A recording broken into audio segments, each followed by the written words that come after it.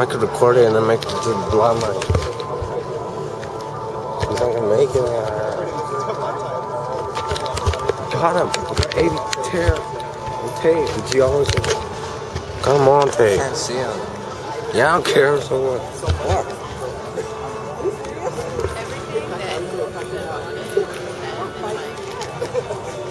Good black.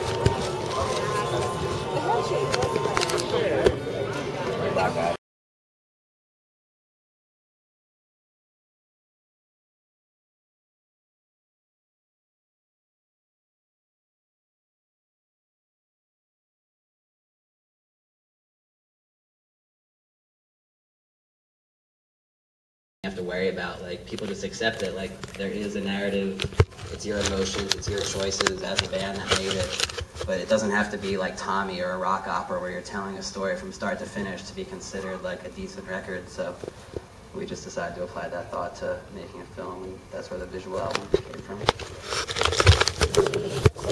That was better than mine, just simultaneously during Strawberry Jam and Merryweather Post Pavilion. So for me, it didn't feel like one came first and then there was a reaction. It was kind of like it was all happening at the same time. You know, working on one like satisfied the part of me that likes to dance around to a good song, and then this satisfied the part of me that likes to sit on my couch and watch a horror movie.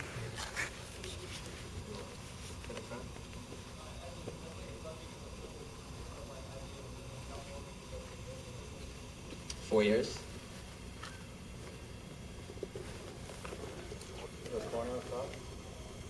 Black garment.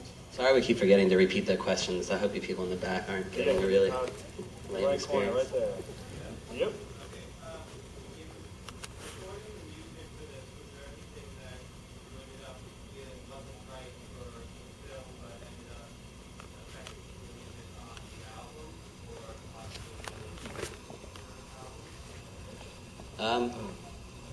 Yeah, nothing I worked on ended up. I'd say there's stuff in here that was worked on maybe for records and stuff that didn't feel like it fit, and I kind of recycled it, but not vice versa. I don't know about these guys. We all kind of worked like individually at home a lot, so we weren't with each other for a lot of the daily process. There was one thing that Dave and I worked on in January of 2008 that ended up morphing into sort of what the first scene is sonically, and there was a lot more to it when we performed it once in Brooklyn, and it's not really like it's going to necessarily move forward. That was sort of something that changed a lot when we finally tried to apply it to the film, and we really had to sort of figure out how to take what had initially been one thing and really figure out how to make it fit into this new way of doing it. But that's kind of the only thing I can think of that's like that.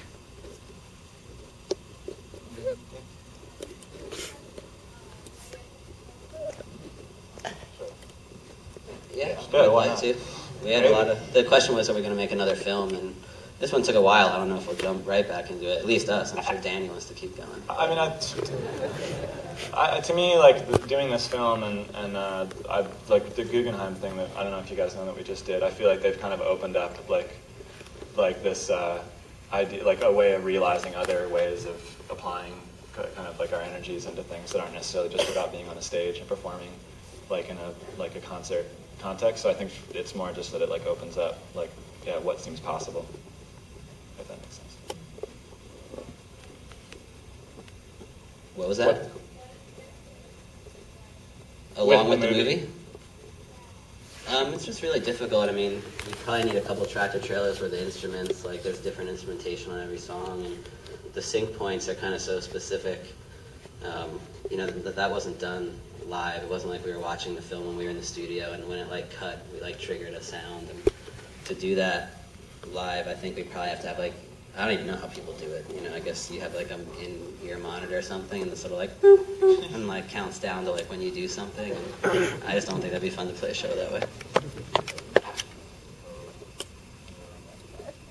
All right.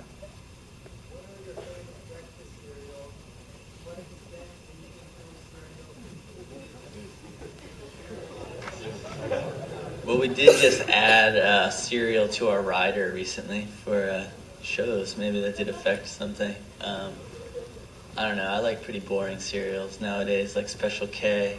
But I also like Golden Grahams, and when I was younger, chocolate Cocoa Krispies. That's the jam right there. I don't know. He eats granola. I like the super sugary guys for sure. I don't get into them too much, but like the peanut butter Captain Crunch and fucking ridiculous things. And I have a huge sweet tooth, and I've had lots of odd dental tragedies in my life, which I feel like just because of like eating shitty sugar food.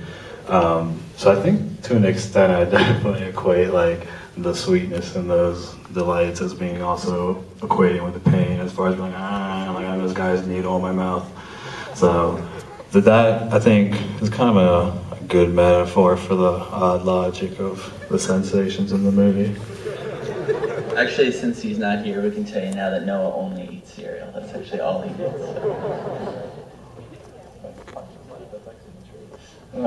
Straight back and middle. Yes. Wait, whoa. That dude up there. Yeah. Of what? Ooze. The ooze to me lends itself to just kind of like an amorphous visual, which I think is kind of the same space that the music can dwell in sometimes. As far as where it is in the movie, I definitely saw it, at least in that opening scene, as kind of being like a physical manifestation of this other character getting closer. So the more, the closer he gets, the more anxious she gets, and the more violent the ooze gets, and so forth. But yeah, that was just kind of, I feel like, the running motif. Right here.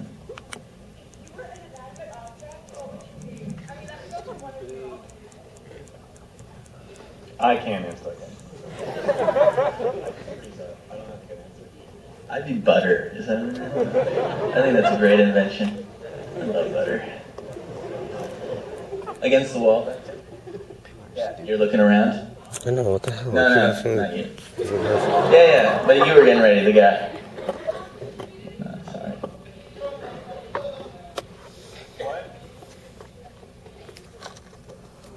Oh, what, name some books?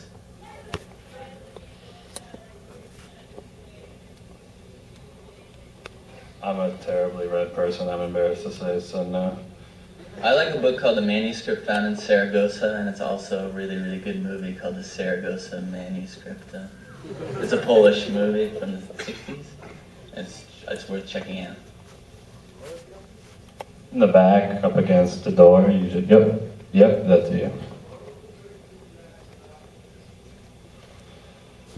The very first, the very first thing we shot wasn't used, but the very first thing we shot that ended up in it was the boulder field, actually, with Brian and Noah. Up front? Yeah.